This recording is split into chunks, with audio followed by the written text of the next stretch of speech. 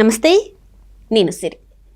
Real ఎస్టేట్లో మనకి చాలా వరకు డౌట్స్ ఉంటాయి. కొత్తగా ఒక అపార్ట్మెంట్ తీసుకుంటున్నా, లేకపోతే ఒక దగ్గర ప్లాట్ తీసుకుంటున్నా, లేకపోతే ఒక బిల్డర్కి మనం ఏదైనా కట్టడానికి ఇచ్చినా కూడా కొన్ని డౌట్స్ ఉంటాయి. అవన్నీ ఎట్లా మరి బిల్డర్కి ఇచ్చిన తర్వాత ఒకవేళ మనం ఆ ఒప్పందాన్ని క్యాన్సిల్ చేసుకుంటే ఎట్లా? సో ఇలాంటివన్నీ చాలా డౌట్స్ ఉంటాయి కదా.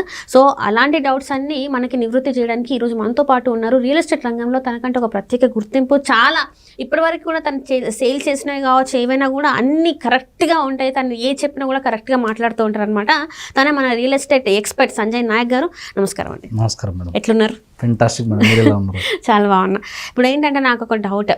ఇప్పుడు మనము ఏంటంటే ఒకటి తీసుకున్నాం, ఒక ఫ్లాట్ తీసుకున్నాం, దానికోసం అగ్రిమెంట్ వేయించుకున్నాం, అంతా అయిన తర్వాత ఒక్కవేళ మనం అది క్యాన్సిల్ చేసుకుంటే ఆల్రెడీ మనం ఇచ్చిన అమౌంట్ బిల్డర్ దగ్గర నుంచి మనం తీసుకోగలుగుతామా లేదా, ఏంటంటారు అసలు? సో ఎప్పుడైనా సరే మనము ఈ లీగల్ విషయంలోనే చాలా వరకు ప్రాబ్లమ్స్ వస్తాయి రియల్ ఎస్టేట్లో. రియల్ ఎస్టేట్లో టర్మ్స్ అండ్ కండిషన్స్ ఎలా ఉంటాయంటే, ఎప్పుడైనా మనం ఒక ప్రాపర్టీ కొనేటప్పుడు ఫస్ట్ మనం లీగల్ వెరిఫికేషన్ చేసుకోవాలి. అంటే ఏంటి? కట్టే బిల్డర్ కావచ్చు లేదా ల్యాండ్ లార్డ్ కావచ్చు, ఇవన్నీ క్లియర్ డాక్యుమెంట్స్ ఉన్నాయా లేదా, దీంట్లో ఎంతమంది పార్ట్నర్స్ ఉన్నారు, వీళ్ళ పొజిషన్ ఎంత ఉంది దీంట్లో, సో వీళ్ళ షేర్ ఎంత ఉంది, ఇవన్నీ క్లియర్గా చెక్ చేసుకోవాలి. తెలియదు అన్నప్పుడు ఏంటంటే లీగల్ అడ్వైస్ తీసుకోవడం అన్నిటికంటే ఫస్ట్ ఇంపార్టెంట్ పాయింట్.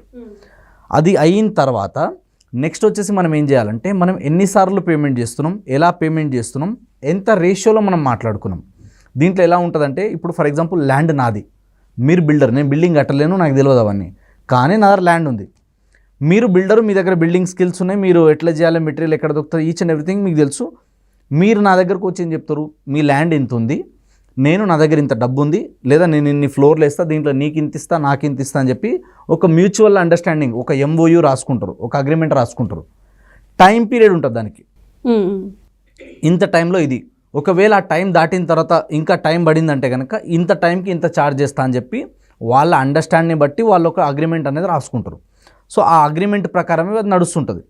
అండ్ ఇంకొకటి ఏంటంటే, ఇది ఇట్లా ఉన్నప్పుడు ఏమవుతుంది, మొత్తం వాళ్ళు ఎట్లయితే కడుతూ ఉంటారో వీళ్ళు బయట ఆప్షన్ పెడతారు, అంటే బయట మనకి సేల్కి పెడతారు, కస్టమర్లు డబ్బులు ఇస్తూ ఉంటారు, వాళ్ళ నుంచి లోన్లు వస్తుంటాయి, అదేవిధంగా వీళ్ళు బ్యాంకుల దగ్గర నుంచి లోన్లు తీసుకుంటారు, వర్క్ స్టార్ట్ అవుతుంది. ఒకసారి వర్క్ స్టార్ట్ అయిన తర్వాత మొత్తం అమౌంట్ వాళ్ళకి ఏదైతే హ్యాండ్ ఓవర్ పీరియడ్ ఉందో అప్పటి వరకు వాళ్ళకి మొత్తం ఇచ్చేస్తారు, వాళ్ళ షేర్ వాళ్ళది, వీళ్ళ షేర్ వీళ్ళది, ఇలా అమ్ముకొని వెళ్ళిపోయే వాళ్ళు ఉంటారు. ఇది జనరల్గా జరిగేది.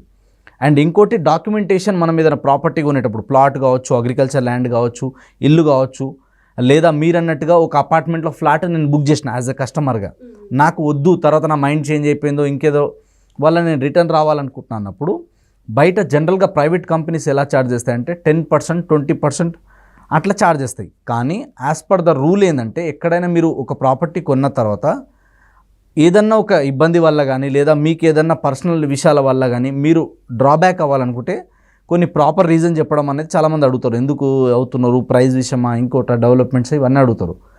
తర్వాత మనం ఒకవేళ ఇన్ కేసు రిటర్న్ వెళ్ళాలి అనుకుంటే 2% ఛార్జ్ చేస్తారు. కొందరు ఏం చెప్తారు, లేలే 50% కట్ చేస్తాము, మొత్తం పైసలే ఇయ్యము అనే వాళ్ళు కూడా కొందరు ఉంటారు. కాకపోతే యాజ్ పర్ ద రూల్స్, నాకున్న ఇన్ఫర్మేషన్ మీకు చెప్తున్నా, మనం ఏంటంటే ఒక 2% అనేది ఛార్జ్ చేస్తారు. ఎందుకు? మీకోసం వాళ్ళు అగ్రిమెంట్ రాసి ఉంటారు, మీకోసం వాళ్ళ ల్యాండ్ మీకే అలాట్ చేసి వేరే వాళ్ళు ఎవరైనా వచ్చినా వాళ్ళకి అది సేల్ చేయరు. సో డెవలపర్ని బట్టి, బిల్డర్ని బట్టి ఇక్కడ చేంజెస్ అవుతూ ఉంటాయి అన్నమాట. సో మ్యాక్స్ వచ్చేసి 2% నుంచి 10%, కొందరు 20% వరకు ఛార్జ్ చేస్తారు. అంటే వాళ్ళు ఎట్లా అగ్రిమెంట్ చేసుకున్నారు, వాళ్ళు ఇచ్చే బెనిఫిట్ కావచ్చు, ఇవి టర్మ్స్ అండ్ కండిషన్స్ చాలా ఉంటాయి ఇంటర్నల్గా. డ్యూ టు కొన్ని ప్రోటోకాల్స్ నేను కూడా అన్నీ ఆన్లైన్లో చెప్పలేను. సో అలా వాళ్ళ రూల్స్ అండ్ రెగ్యులేషన్ ప్రకారమే ఏదైతే అగ్రిమెంట్ టైం పీరియడ్ ఉందో ఆ టైం పీరియడ్ వరకే ఉంటుంది. టైం పీరియడ్ దాటింది అనుకోండి, దాటిన దాన్ని బట్టి వాళ్ళు ఎవరైతే ఇన్వెస్ట్మెంట్ చేద్దాం అనుకుంటున్నారో, ఎవరైతే ఆల్రెడీ డబ్బులు కట్టిన వాళ్ళు ఉన్నారో వాళ్ళకి మినిమం 1%, 2% ఇంట్రెస్ట్ కింద మళ్ళీ వాళ్ళకి రిటర్న్ ఇవ్వాలి. అంటే టోకెన్ అమౌంట్ ఇంత అని ఉంటుంది, అంటే అగ్రిమెంట్ వేసుకునేటప్పుడు ఇంత అమౌంట్ అని ఉంటుంది. అంటే ఒకవేళ ఒక ₹1,00,00,000 అనుకోండి, మనం తీసుకున్నప్పుడు టోకెన్ అమౌంట్ ₹1,00,00,000 కట్టారనుకోండి, మీరు ఇప్పుడు 10 to 20% అంటున్నారు. అంటే 80 lakhs ఇస్తారా, లేకపోతే 70 lakhs ఇస్తారా, 90 lakhs ఇస్తారా? అది మనం అగ్రిమెంట్ రాసుకునే దాన్ని బట్టి ఉంటుంది. ఎప్పుడైనా కానీ నేను కూడా చాలాసార్లు కస్టమర్లకు కూడా చెప్తాను, ప్రాపర్టీ కొనేటప్పుడు ఒకటే మైండ్లో పెట్టుకోకండి, మీరు అమ్మేటప్పుడు కూడా మైండ్లో పెట్టుకుని అంటాం. అదేవిధంగా అగ్రిమెంట్ చేసుకునేటప్పుడు కూడా అన్నీ క్లియర్గా ఉన్నాయి, మనకు లోన్లు వస్తున్నాయి, లేదా మనకు ఎలిజిబిలిటీస్ ఉన్నాయి, మన దగ్గర బడ్జెట్ ఉంటేనే ఫర్దర్ స్టెప్ ఇస్తారు ఎవరైనా. లేకపోతే ₹1,00,00,000 కావచ్చు, లేదా 10 లక్షలే కావచ్చు, ఎందుకు కడతారు డబ్బులు?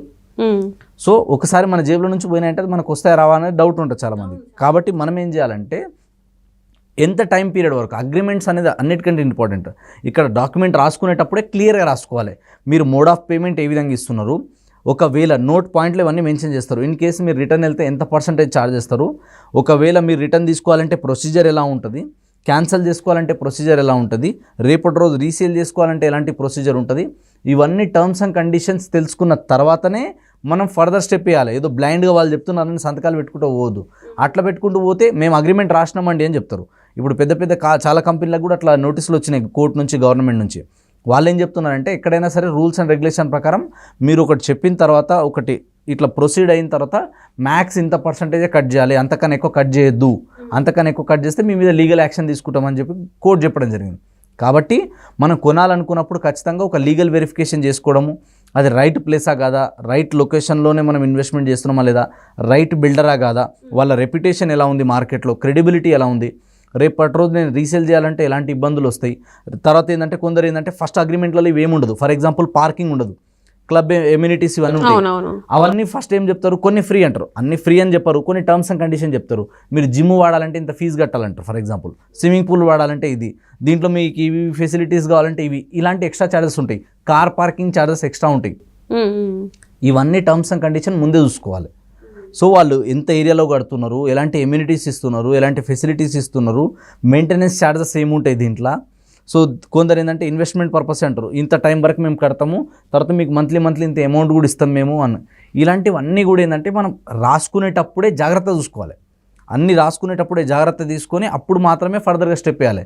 మనం బ్లైండ్గా ఏదో అడ్వర్టైజ్మెంట్లు చూసి బ్లైండ్గా ఎవరో చెప్తున్నారని తొందరపడి కొన్నాం అనుకోండి, అప్పుడు మనం లాస్ అవుతాం. ఇంకోటి ఏంటంటే ఆ పేపర్లో ఒక 8-10 పేపర్లు ఉంటాయి, అన్నీ మనకు తెలియదు. మనకి తెలియదు అన్నప్పుడు ఖచ్చితంగా ఒక రియల్ ఎస్టేట్ ఎక్స్పర్ట్ని కానీ, ఒక లీగల్గా ఎవరైతే ఎక్స్పర్ట్ ఉన్న లాయర్ ఉన్నారో అలాంటి వాళ్ళ దగ్గర సపోర్ట్ తీసుకొని మాత్రమే ఫర్దర్గా ముందుకెళ్ళాలి. అండ్ ఈ లీగల్ ఒకటి చూసుకోవడం, బిల్డర్ రెప్యుటేషన్ చూసుకోవడం, లొకేషన్ చూసుకోవడం, ఇవన్నీ కూడా చూసుకోవాలి. ఎందుకంటే ఎన్నో సంవత్సరాల కష్టార్జితం మనం పెడుతున్నాం. అండ్ ఇవి ఇంకొక అడ్వాంటేజ్ ఏముంటుందంటే మనం బ్యాంక్ లోన్ త్రూ తీసుకుంటే మోసాలు జరగడానికి కొన్నిసార్లు కొంచెం తక్కువ ఛాన్సెస్ ఉంటాయి.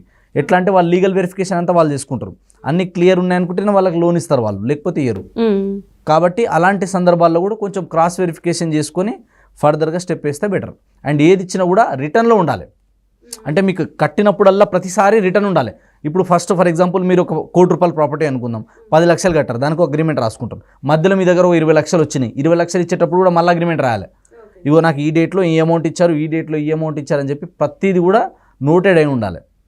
సో కొందరు ఏం చేస్తారు, దాన్ని మనకి నోటరీ చేసుకుంటారు. కొందరు ఏం చేస్తారంటే ఒక లాయర్ దగ్గర మనకి దానికి సంబంధించిన అన్ని కూడా డాక్యుమెంట్స్ అన్ని కూడా రైటింగ్ రాసి తీసుకుంటారు వాళ్ళ దగ్గర.